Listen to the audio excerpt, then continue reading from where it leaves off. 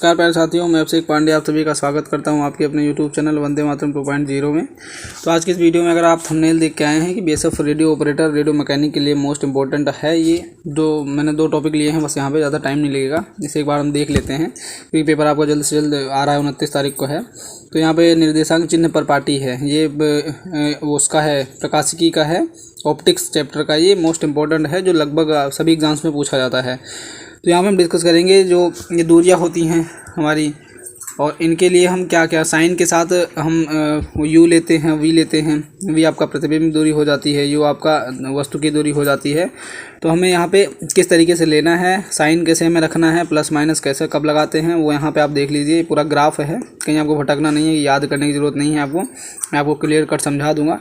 तो यहाँ पे जो बिंब दूरी लिखी है ये है वस्तु की दूरी, मतलब लेंस से वस्तु कितनी दूर रखा है ये उसकी दूरी है। तो उसको हम यू, इसका संकेत होता है यू, और जब उत्तल लेंस में हम इसको लेंगे तो इसके लिए माइनस साइन इसके आगे लगा देंगे। ये आप याद करते होंगे लेकिन बीच बीच में कन्फ्यूजन की तरह वजह से भूल जाते होंगे। और अवतल दर्पण में भी माइनस लिया जाता है, यानी जो वस्तु से जो लेंस या दर्पण की दूरी होती है यू, उसे हम दोनों में माइनस लेते हैं, वो चाहे उत्तल दर्पण हो चाहे अवतल दर्पण हो। उसके बाद प्रतिबिंब की दूरी, प्रतिबिंब जो जैसे कि फॉर्मूला आता है 1/f बराबर 1/v या प्लस 1/u, ये दर्पण के लिए यूज़ होता है। तो यहाँ पे हमें जब प्रतिबिंब की दूरी निकालनी रहती है तो v जब निकल के आता है तो उसके लिए हमें साइन कन्वेंशन देखना पड़ता है, ध्यान में रखना पड़ता है। तो ये उत्तल दर्पण के लिए प्लस ही होता है, इसके अलावा और कुछ नहीं हो सकता है। लेकिन अवतल दर्पण के लिए अगर देखेंगे यहाँ पे प्लस और माइनस दोनों हो सकता है, आप ये नोट करके रखना। यानी पहली बात तो हो गई, जो वस्तु की दूरी होती है यू, वो दोनों के लिए माइनस माइनस होती है, चाहे उत्तल दर्पण हो चाहे अवतल दर्पण हो। प्रतिबिंब की दूरी होती है वो प्लस होती है उत्तल दर्पण के लिए, और अवतल दर्पण के लिए प्लस भी हो सकती है और माइनस भी हो सकती है। उसका फोकस दूरी होती है, फोकल लेंथ जो होती है आपकी, इसको हम एफ से डिनोट करते हैं, रिप्रेजेंट करते हैं। तो उत्तल दर्पण के लिए ये जो आपका प्लस होता है, उत्तल दर्पण के लिए फोकल लेंथ आपकी प्लस में ली जाती है, पॉजिटिव में, और अवतल दर्पण के लिए आपका माइनस में ली जाती है, यानी कॉनकेव के लिए माइनस में और कॉन्वेक्स के लिए प्लस में हम इसको रिप्रेजेंट करते हैं। उसके बाद वक्रता त्रिज्या हो गई, यानी आर से हम रिप्रेजेंट करते हैं इसको। तो वक्रता त्रिज्या आपका उत्तल यानी कॉन्वेक्स मिरर के लिए प्लस डिनोट किया जाता है, और कॉनकेव मिरर के लिए आपका माइनस रिप्रेजेंट इसे किया जाता है, माइनस से रिप्रेजेंट किया जाता है। बिंब की ऊंचाई यानी h1 से, और प्रतिबिंब की ऊंचाई, बिंब की ऊंचाई मतलब वस्तु की ऊंचाई, बिंब यानी कि जो आपका ऑब्जेक्ट है उसकी ऊंचाई को हम यहाँ पे रिप्रेजेंट कर रहे हैं h से। h1 हो गया वस्तु की ऊंचाई, h2 हो गया प्रतिबिंब की ऊंचाई। तो वस्तु की ऊंचाई को हम पॉजिटिव प्लस से रिप्रेजेंट करते हैं किसी में, कॉन्वेक्स मिरर में यानी उत्तल दर्पण में, और प्लस से ही हम रिप्रेजेंट करते हैं अवतल दर्पण में भी, कॉनकेव मिरर में भी। तो दोनों के लिए यहाँ पे सेम है। हाइट जो है वस्तु की हाइट, और वस्तु की हाइट उत्तल दर्पण और अवतल दर्पण के लिए दोनों एक है, पॉजिटिव है। उसके बाद प्रतिबिंब की ऊंचाई जो हो जाएगी वो हो जाएगी उत्तल दर्पण में प्लस, और अवतल दर्पण में वो प्लस भी हो सकती है, माइनस भी हो सकती है। तो ये हो गया साइन कन्वेंशन हो गया। तो ये इंपॉर्टेंट है मोस्ट, जैसा कि आप अगर कोई भी एग्जाम दिए होंगे तो उसमें जो ऑप्टिक्स चैप्टर होता है मोस्ट इंपॉर्टेंट होता है। हर तरीके से उसका रोल जो होता है वो मैक्सिमम होता है, मैक्सिमम नंबर ऑफ क्वेश्चन वहाँ से पूछे जाते हैं। उसके बाद आगे बढ़ते हैं, आगे हम देख लेते हैं कि स्थिति देख लेते हैं कि मतलब अगर वस्तु की स्थिति कहाँ पे है तो आपका प्रतिबिंब कहाँ पे किस तरीके से बनेगा। यहाँ पे मैं आपको ट्रिक फॉलो करूँगा, उसको आपको फॉलो करना है। यहाँ पे याद करने की जरूरत नहीं है, कन्फ्यूजन में पढ़ने की जरूरत नहीं है, सीधा सीधा ट्रिक बता दूंगा मैं, वहाँ से आप इसको याद कर सकते हैं। आप यहाँ पे देख रहे होंगे कि उत्तल दर्पण लिखा हुआ है, उत्तल दर्पण में प्रतिबिंब की स्थिति इतनी लिखी हुई है, और ये अवतल दर्पण है, यहाँ पे प्रतिबिंब की स्थिति लिखी हुई है या वस्तु की स्थिति लिखी हुई है।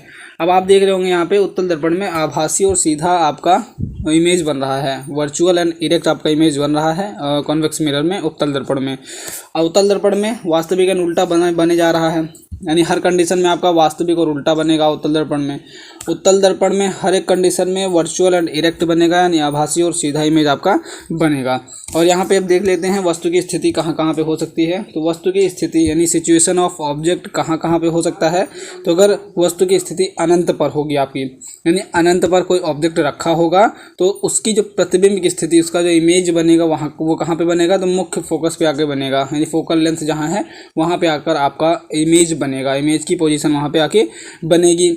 प्रकृति क्या रहने वाली है इमेज की, तो इमेज की जो प्रकृति रहने वाली है वो वर्चुअल एंड इरेक्ट होगा, यानी आभासी बनेगा, वो पीछे जाके बनेगा। तो हम उसे विजुअलाइज कर सकते हैं, बस ये आभास कर सकते हैं, इमेज बना हुआ है।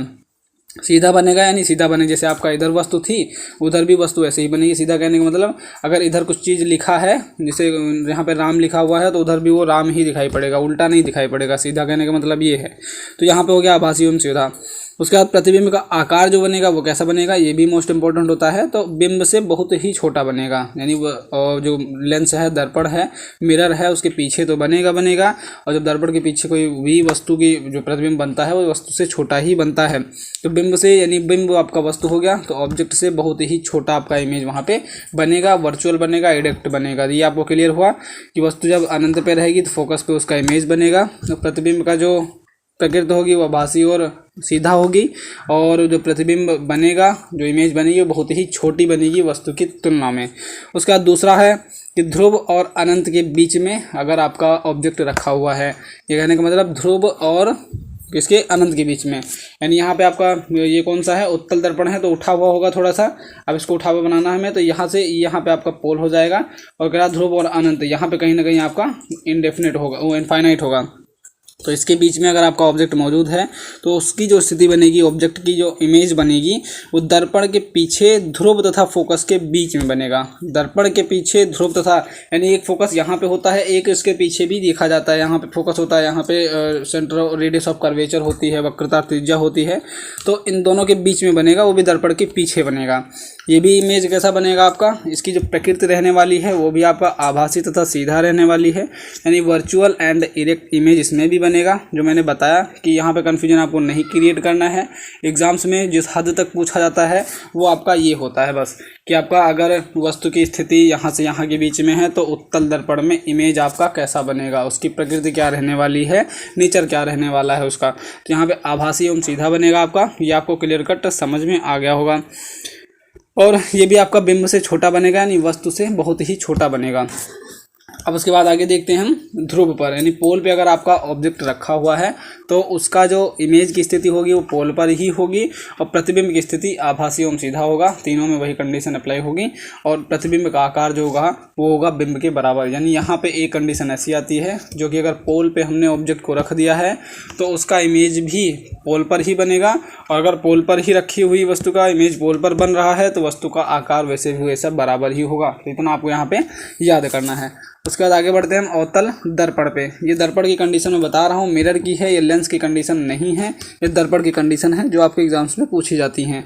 अवतल दर्पण के लिए हम बात करते हैं तो यहाँ पे अगर कोई भी ऑब्जेक्ट अनंत पे रखा हुआ है तो उसका भी इमेज मुख्य फोकस पर बनेगा, लेकिन यहाँ पे वास्तविक और उल्टा इमेज बनने वाला है। कौन सा, यानी क्योंकि आपका दर्पण इस तरीके से होता है, यहाँ से आपका बनता है वो, मतलब सारा का सारा कंडीशन ये अनंत होता है। यहाँ पे ऑब्जेक्ट यहाँ पे कहीं रखी जाएगी, और यहाँ पे आपका सी आ जाएगा, यहाँ पे एफ आ जाएगा, फिर यहाँ पे आपका पोल रहेगा, ध्रुव रहेगा।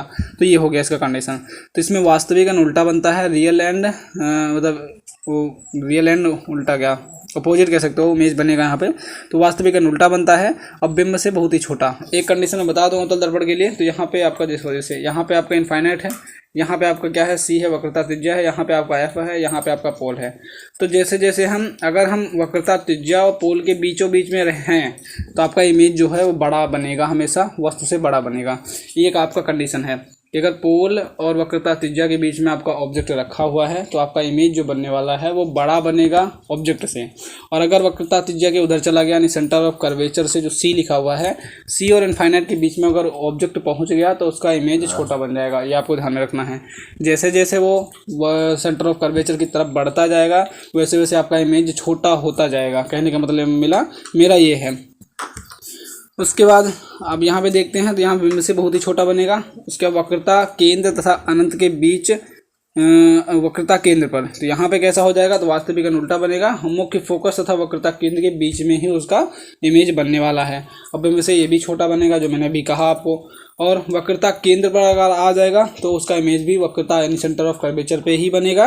वास्तविक और उल्टा बनने वाला है आपका इमेज, और ये भी ऑब्जेक्ट के बराबर होगा। जैसे हमने ध्रुव पे भी देखा था, ऑब्जेक्ट ध्रुव पे मौजूद था तो प्रतिबिंब भी ध्रुव पे बन रहा था, तो आपका जो मतलब उसका आकार था वो उसके बराबर ही था। वैसे यहाँ पे सेंटर ऑफ कर्वेचर है, अगर ऑब्जेक्ट आपका सेंटर ऑफ कर्वेचर पे रखी हुई है तो इमेज भी उसी पे बनने वाला है। उल्टा और वास्तविक बनेगा और उसके बराबर ही बन जाएगा। जो उतना बड़ा ऑब्जेक्ट है। उसके बाद मुख्य फोकस तथा वक्रता केंद्र के बीच, जो मैंने भी बताया ना, अगर इस तरफ हम बढ़ते जाएंगे तो वैसे वैसे आकार उसका बढ़ता चला जाएगा। तो यहाँ पर मुख्य फोकस तथा वक्रता केंद्र के बीच हमें जो प्रतिबिंब का इमेज बनेगा वक्रता केंद्र तथा अनंत के बीच में बनेगा जाकर के। वास्तविक एंड उल्टा बनने वाला है और प्रतिबिंब से बड़ा, वो इमेज से बड़ा बनेगा आपका, जो इतना बड़ा ऑब्जेक्ट है उससे बड़ा इमेज यहाँ पे बड़ा देखने को मिलेगा। तो कंडीशन सारी यहाँ पे वही फॉलो हो रही है, वास्तविक एंड उल्टा, वास्तविक और उल्टा। लेकिन यहाँ पे दो कंडीशन ऐसी है जिसमें आभासी और सीधा इमेज दिखाया गया है। तो ये कंडीशन आपको बस याद कर लेनी है, सिर्फ इतनी कंडीशन याद करनी है कि अगर अवतल दर्पण में वस्तु की स्थिति जो है वो ध्रुव तथा मुख्य फोकस के बीच हो, ध्रुव तथा मुख्य फोकस के बीच से आपका फिगर कुछ इस तरीके से है। ये आपका ध्रुव हो गया, यहाँ पे आपका फोकस है, तो यहाँ पे ध्रुव हो गया, यहाँ पे मुख्य फोकस, इसके बीच में अगर ऑब्जेक्ट मौजूद है तब आपका कह रहा है कि जो इमेज बनने वाला है वो दर्पण के पीछे बनेगा। और अगर दर्पण के पीछे इमेज बन रहा है आपका, तो आपको भी पता है, पीछे कंडीशन पढ़ के आए, दर्पण के पीछे बनने वाला इमेज जो होगा वो आभासी होगा, क्योंकि दर्पण के पीछे अगर आप भी अपने आप को देखना चाहोगे तो नहीं देख सकते हो, वो आभास ही कर सकते हो कि मेरा पीछे होगा, इतना बड़ा इमेज होगा। तो दर्पण के पीछे अगर इमेज बन रहा है तो कहने का मतलब क्या है कि आपका आभासी और सीधा प्रतिबिंब बनने वाला है। और ये क्या बनेगा, ये भी आपका क्या बनेगा, ऑब्जेक्ट से बड़ा प्रतिबिंब यहाँ पे बनेगा। उसके बाद अगला लास्ट है यहाँ पे कि ध्रुव पर अगर आपका ऑब्जेक्ट मौजूद है तो उसका जो प्रतिबिंब बनेगा वो ध्रुव पे बनेगा, आभासी एवं सीधा बनने वाला है और बिंब के बराबर, यानी ऑब्जेक्ट के बराबर आपका यहाँ पे मतलब इसका जो इमेज बनेगा। तो यहाँ था, ये मैंने साइन कन्वेंशन बता दिया जो मोस्ट इंपॉर्टेंट है आपके अदर एग्जाम्स के लिए भी, basic radio operator, radio mechanic को छोड़कर भी, एयरफोर्स हो गया, एनडीए हो गया, कोस्ट गार्ड हो गया, नेवी हो गया, सारे अदर एग्जाम जिसमें फिजिक्स पूछी जाती है 12th PCM लेवल की, तो वहाँ पे आपका साइन कन्वेंशन और ये जो सिचुएशन है यानी उत्तल दर्पण और अवतल दर्पण में जो वस्तु होते हैं वो कहाँ पे कैसे होते हैं, तो सारा यहाँ पे मैंने आपको बता दिया। छोटी सी वीडियो थी और क्योंकि पेपर नज़दीक आ गया तो मैंने सोचा बना दूं, छोटा सा है बस, क्योंकि इंपॉर्टेंट भी है, सभी एग्जाम्स में पूछे जाते हैं लगातार। प्रीवियस ईयर पेपर उठा के देख लीजिए आप, उसमें भी ऑप्टिक्स से यानी प्रकाशिकी से लगभग क्वेश्चन पूछे गए हैं। एक क्वेश्चन नहीं पूछा था, लगभग 2-3 क्वेश्चन पूछे जाते हैं। चैप्टर भी बड़ा है, यानी अगर देखा जाए तो चैप्टर भी अमाउंट में बड़ा है, तो इस वजह से यहाँ ये मोस्ट इंपॉर्टेंट हो जाता है। सो मिलता हूँ किसी नेक्स्ट वीडियो में नेक्स्ट अपडेट के साथ, तब तक के लिए जय हिंद एंड जय भारत।